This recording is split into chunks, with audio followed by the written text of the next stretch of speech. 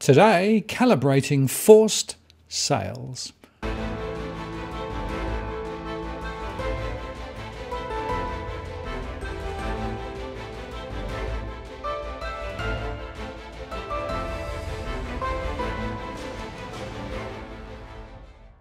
Hi again, it's Martin North from Digital Finance Analytics. Welcome to the latest post covering finance and problem news with a distinctively Australian flavour.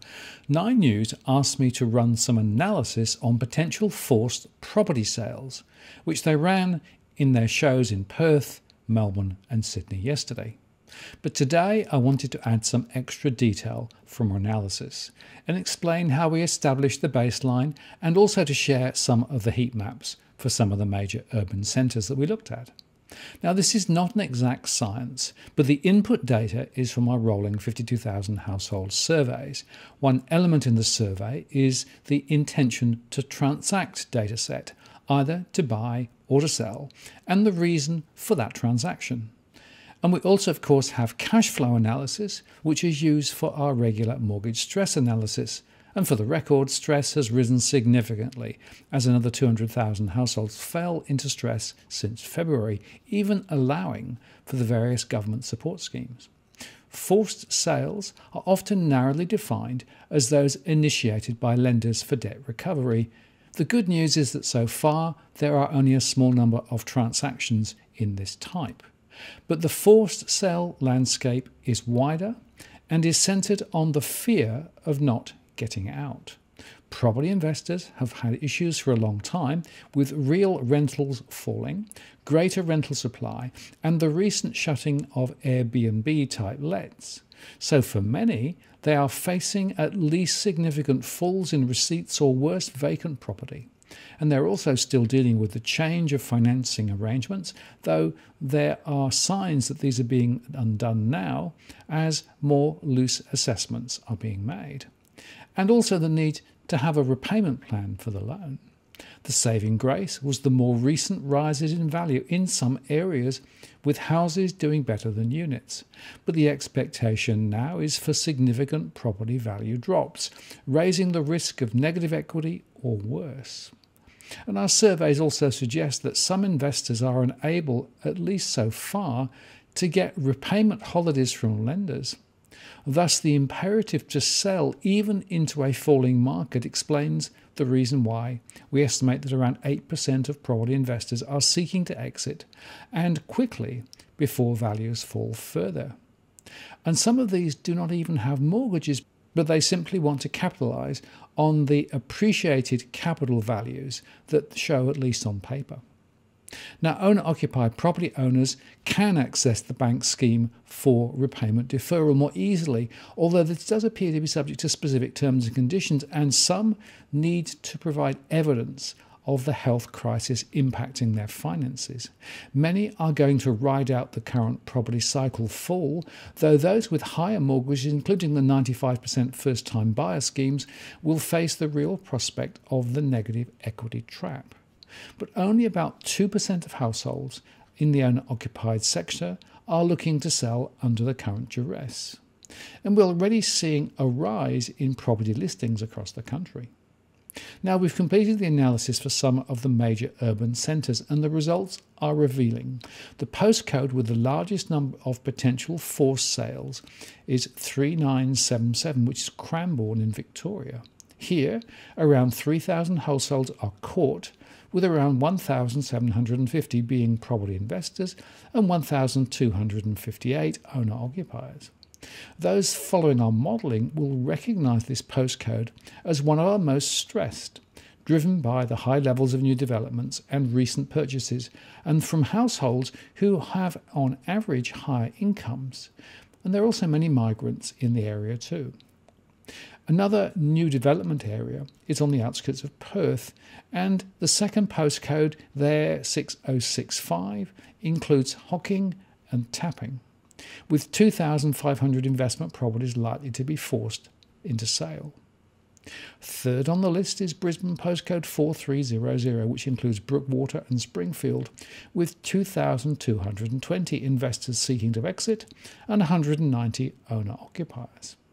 After that, it's postcode 4350 around Toowoomba, another high-stress district, with 1,780 property investors now looking to get out. Fifth is central Melbourne, 3,000, with 1,690 property investors almost exclusively in the high-rise sector of the market. And sixth is 6164 in Perth, covering the areas around Success and Hammond Park, with 1,360 property investors and 309 owner-occupiers. The seventh is Sydney postcode 2145, which includes Westmead and Greystanes, with 920 property investors and 640 owner-occupiers. Now, we've mapped each of the main geographies and listed out the top postcodes in each state. And so now we're going to run through that analysis.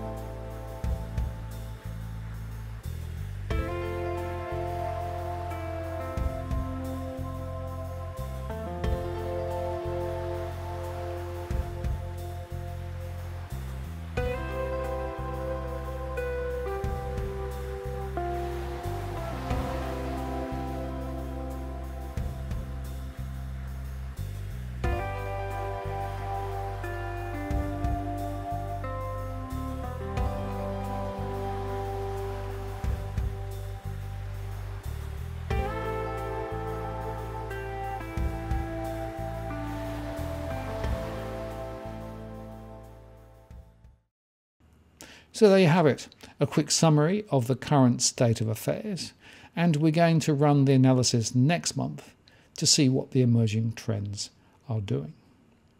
I'm Martin North from Digital Finance Analytics. Many thanks for watching, and I'll see you again next time.